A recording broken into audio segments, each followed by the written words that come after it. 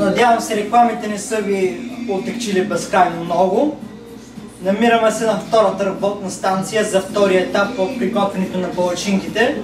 Демек мятането върху тигана.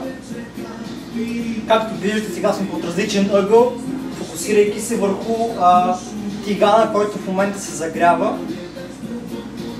И сега ще метнем първата палачинка. Това винаги е било важен показател как ще потекат останалите 100-200 палачинки върху тигана. Нека видим.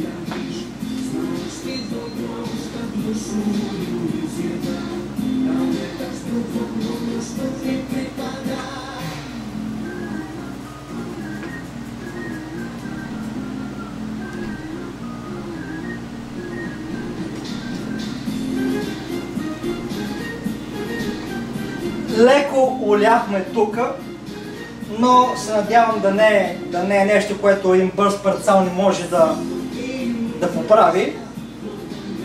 Сега ви оставям отново с минутка от нашите спомоществователи, а като се завърнем, ще проверим как е станала първата палачинка.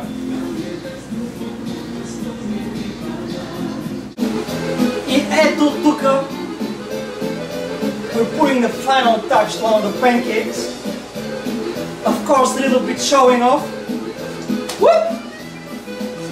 Whoop!